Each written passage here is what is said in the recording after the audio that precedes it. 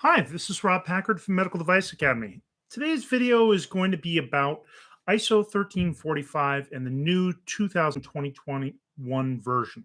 Yep, that's right, 2021 version. Everybody is familiar with the ISO 1345 2016 version, but the European Harmonized Standard came out on September 8th, 2021.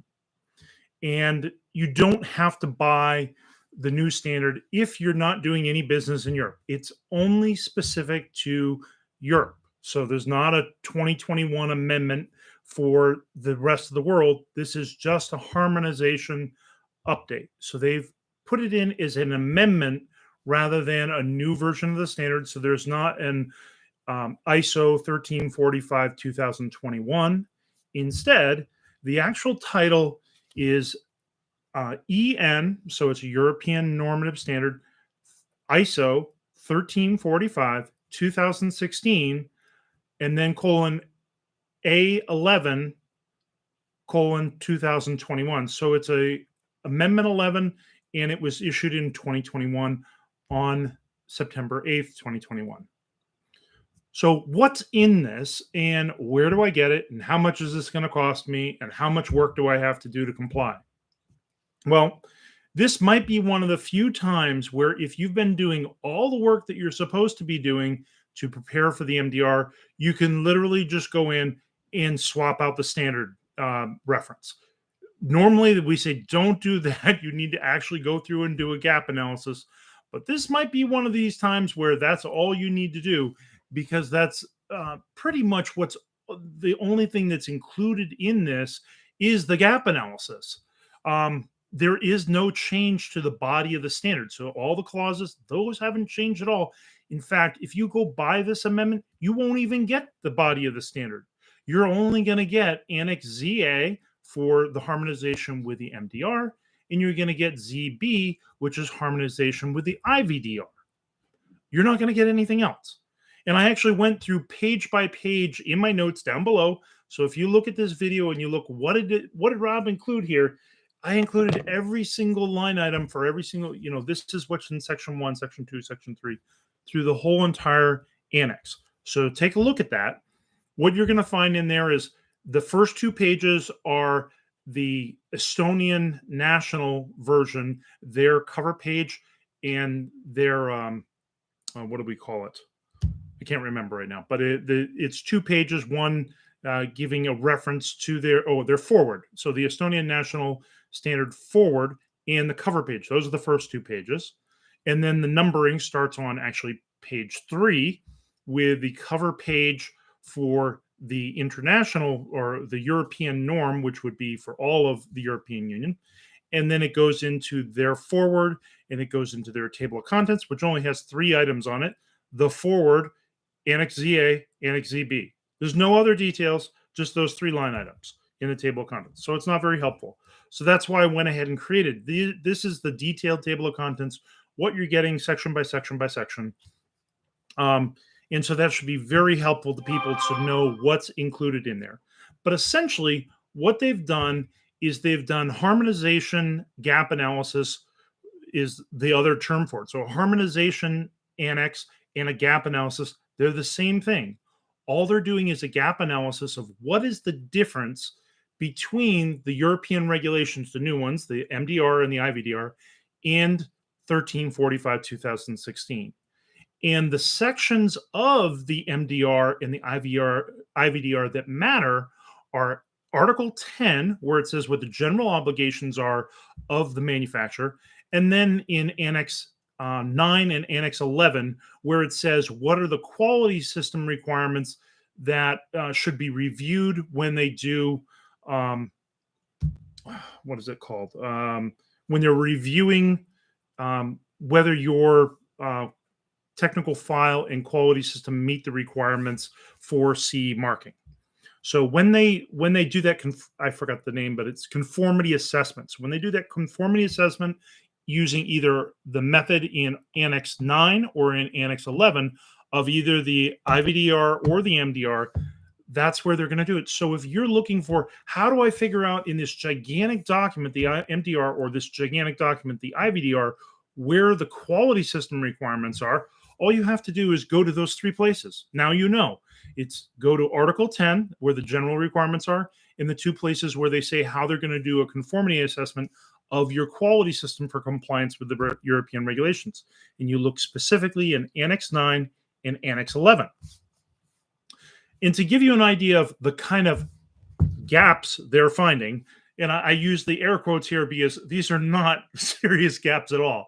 It's details. You didn't put enough detail in the standard to make it give you all the information that you would need to comply with the European regulations.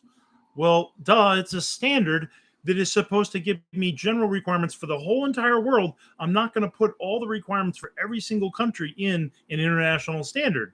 It says in the beginning, you have to go to the international or the regulation for each country you do business in and see what their specific requirements are. But this is how Europe does things. They do this harmonization, and they determine what details are missing from the standard that you're reviewing. So here are the examples of the big gaps that they identified. And I'm just using Article 10 as the example because it's the bulk of the differences. Article 10 is the general requirements, and that's where I typically look like, do you have these things in Article 10 for your quality system? You could look at Annex 10, Annex 9 and Annex 11 also, and you would find repeats of a lot of things that are in Article 10. But go right to Article 10. It's at the beginning of the regulation, and here's the big gaps you're going to find. Number one, in Clause 7.3.7, so that is one of the sections for design control in ISO 1345, they say you don't have enough detail for what the requirements are of a clinical evaluation report. Okay, the fact that it even says you have to do a clinical evaluation should be more than enough for the level of detail we expect in an international standard. But they're saying this isn't covered at all. It's not that it's partially covered. It's not covered at all. They're not providing any detail on how to conduct a clinical evaluation report or a clinical evaluation for CE marking in the ISO standard. Okay, I would agree that detail is not there, and it probably shouldn't be, but that's one of the gaps. If you have a clinical evaluation procedure that's written according to Article 61 and Annex 14 of the MDR, you're good. If you've looked at the guidance documents from the MedDev and the new MDCG guidance documents, you're good. That's what you need. You don't need more detail in the ISO standard because that's what the regulation, that's where the detail is found. It should just go see this place. And that's essentially what they're doing in this harmonization. They're telling you where to look, which articles, which annexes to look in the MDR and the IVDR. So it does help somebody that's really not familiar with this. Not everybody can remember all this stuff. I mean, I'm struggling with what is that conformity assessment? That's what that's called. Well, you guys have to remember 123 articles in who knows how many annexes. I don't remember how many there are right now, but it's like 15 or more annexes that you have to remember too. You're not going to remember what's in every single one of those sections unless you're preparing to teach a course on this, which I've done. The next item, items that are out of scope. So things that are defined as out of scope of the ISO 1345 standard, they've identified as a gap. And they say these items are identified as out of scope of the standard. Okay. Next, the EU Declaration of Conformity. So they don't tell you specifically in the ISO 1345 standard that you need to create a Declaration of Conformity for Europe. But that's something that's an annex all by itself in the MDR. It's Annex 4, I believe, is the Declaration of Conformity requirement in the MDR. So you go to Annex 4 and it tells you, here's what you need step by step in a Declaration of Conformity. And if you want, you can download a free template off our website that was written exactly to that. And you should reference that as a single line item somewhere in your technical file procedure. So if you have a technical file procedure and you have a template for a Declaration of Conformity, you're in good shape. If you don't, we sell one. You go to our website in the SOPs for sale, and you click SOIS 025, and it includes the Declaration of Conformity template as well. So that's how you would meet that requirement, or you can update your own if you have a technical file procedure. It's really easy. The next item, clause 7.5.8. There is a requirement in 1345 where it says you shall have a system for unique device identification, or UDI, but it doesn't have the details of the entire UDI system, partly because every single country has its own regulations on UDI. So the Europeans have said there's a gap here. You didn't provide enough detail to explain how you should design or implement this UDI system. That's because it's an international standard and it's not supposed to have the detail for every single country. And by the way, the standard was written in 2016 before Europe even had a guidance document or a regulation explaining how to do this. Next, technical file retention. Now, this one you could say is somewhat important. It's a document requirement. So technical files are considered a record, a quality system record that you shall maintain, and they specify how long. In the ISO 1345 standard, in a lot of regulations, they say it should be for the lifetime of the device, but not less than typically 2 years. But in the MDR, they've said no longer is it 5 and 15, 5 years for most devices, 15 years for implants for the record retention of that technical file or technical documentation. Nope, that's not the requirement anymore like it was in the MDD. Now in the MDR, it's 10 years for most devices and 15 for implants. So that specific detail isn't covered, so you need to update that. They say it's a not covered element. I would say it's partially covered. They have record retention requirements, but these are the big gaps. Next one, the CER, so clinical evaluation requirements and post-market clinical follow-up requirements in Article 10, Subsection 9, doesn't have all the detail that's in Article 61, Annex 14. Because those are things that are not specific to the rest of the world. They're just in the European requirements. So if you have a clinical evaluation report procedure and you have a post-market surveillance process that includes post-market clinical follow-up, you're good. If you have a post-market surveillance process that doesn't include post-market clinical follow-up, then you have a gap. But they normally say there might be specific requirements in the specific market you're going into for post-market surveillance. And it might not be just specific to Europe.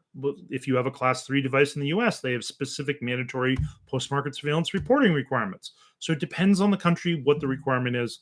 So once again, you go back to what are the national requirements or marketing requirements for that market. The next item on the list is you have to have liability insurance. That might have been something that would be worth adding as a requirement or something to consider in the ISO standard. I'm not quite sure where I would put in ISO 1345 the requirement for liability insurance, but I have yet to find a major customer on this planet that will buy a medical device without liability insurance. So I don't think we have a big problem with this one. Most purchasing agents ask that question or verify, yep, the company has liability insurance to cover if they have significant injuries or deaths due to negligence on the part of the company. So these are the things that are the not covered items in Article 10 of the MDR. Those are specific requirements they don't have in 1345. There are a bunch of partially covered items with even more minute detail. But the general take-home message here is, if you want some help revising your quality system requirements to the new MDR, this amendment can be very helpful to you to just sort of go straight down the list. And if you're doing the MDR, you're going through table ZA1 and ZA2 and ZA3, and you're going to check, do I have this requirement? Do I have this requirement? Do I have this requirement? Be systematic and cover 100% of the requirements. It's not that long. It's maybe like 10 pages total if you're in the MDR, and it's maybe 10 pages total if you're looking at the IVDR. And the whole entire document, including all the cover pages and blank pages, is only 32 pages. The other thing is I provide a link down below for where you can buy this inexpensively from the Estonian Standards Organization. So there's a hyperlinker there, but make sure you buy the multi-user license, if you're going to have more than one person, I find it a pain in the butt to download their software and get the single user version. So I always get the multi-user version. Plus, we have multiple consultants that sometimes need to use these standards. So yeah, instead of paying $13.22 or 13 euros and 13.22 euros, instead you're paying 26 euros and 44 pennies or whatever they call them. So that's what you have to do in order to make sure you're compliant with the new amendment of 1345 2016, Amendment 11 2021. You need to go through all your documents where you have a reference to the old European standard version, which was EN ISO 1345 2016. Now it needs to have this amendment at the end of it. And so you could make that change. You don't delete the old ISO 1345 because that's the international version, just either add this for European compliance, or if you have the old version, substitute, replace with this new amendment. And then systematically go through the appropriate tables, whether it's in ZA or ZB, and make sure you have each of those requirements. But if you've been updating your quality system for European compliance, you probably have done all these things already. And this is just a good, easy way of making sure you covered everything systematically. So somebody says, how did you make sure that you covered all the European requirements? You can say, well, I went through the Harmonization Index in tables ZA1, ZA2, and ZA3, and I made sure that 100% of the requirements in those tables were covered. And they were. So I'm done. So that's how I would explain that to an auditor if they asked.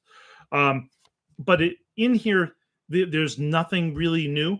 It's not a big cost. You are expected to have a copy of this standard or this amendment in your quality system, and it would be a document of external origin that you would control, and you would update in your manager review. You'd say, we need a quality plan for this. So somebody in our organization that's familiar with the European regulations, the MDR, needs to go systematically through these tables and make sure that we have everything required. And if you want to know how to properly do that kind of an exercise, go look at Matthew Walker's article on how to do a gap analysis. He's actually posted one on our website, medicaldeviceacademy.com, and just type in gap analysis, and you'll find his article on how to do a gap analysis. But it's essentially a table. And on the left-hand side of the table, you list all the requirements. And on the right-hand side, you say where it can be found in the document.